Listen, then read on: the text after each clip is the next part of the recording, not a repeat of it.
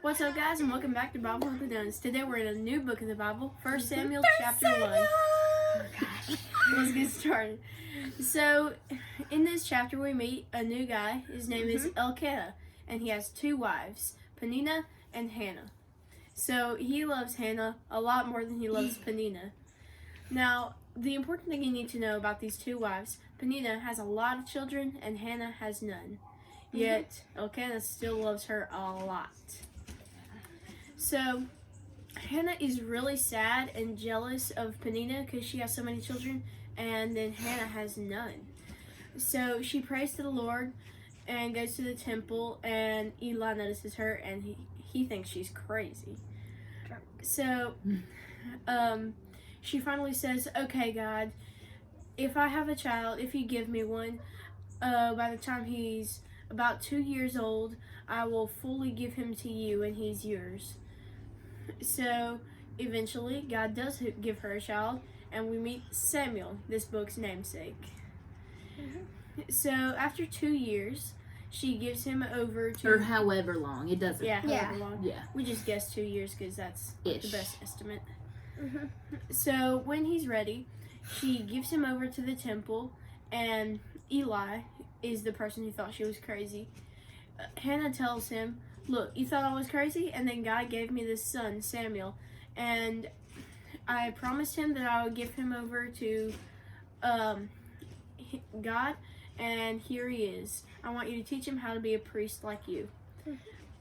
So that's how we end this chapter off. John, what was your takeaway? My takeaway was how Hannah, she kept her promise to give the baby to God, or Samuel. Yeah, I thought that was good too. So I actually had two takeaways today.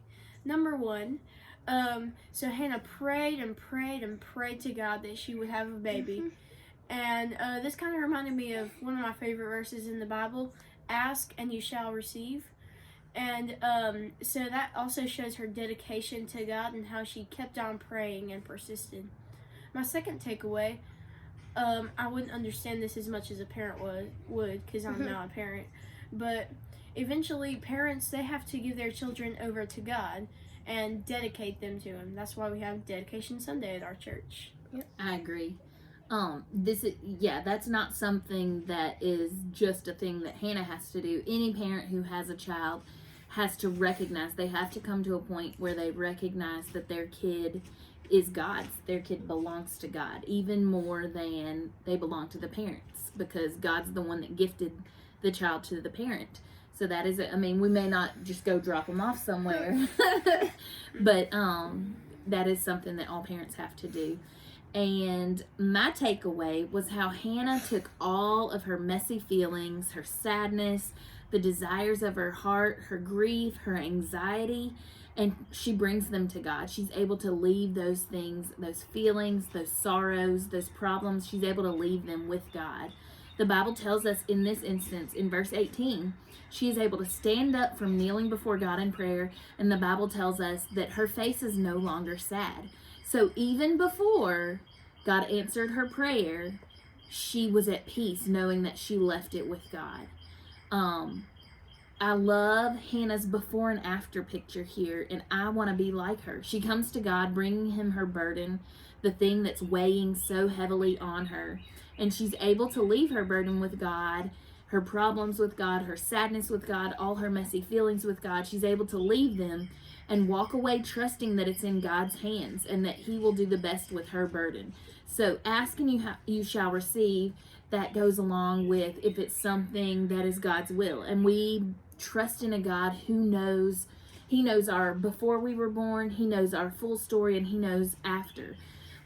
He knows time is not even a thing to Him.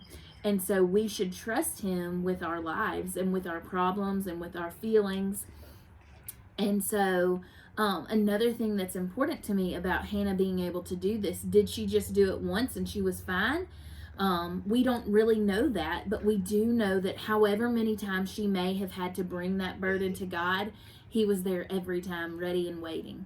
So today's question and challenge, do you have any worries or fears or burdens that are on your heart and mind right now? let's all be like Hannah and talk to God about them. Let's give those things to him, and let's trust God to care for them much better than we could ever care for them. And if this is something, if you're like me, it's something that you probably need to do over and over again. I cling to that song that says, every hour I need you, God. Yes. And so if it's something we need to do over and over again, so be it. We have a God who's always ready and always waiting for us, and he can handle everything that we bring to him. All right, friends, thanks for joining us. See ya. Bye.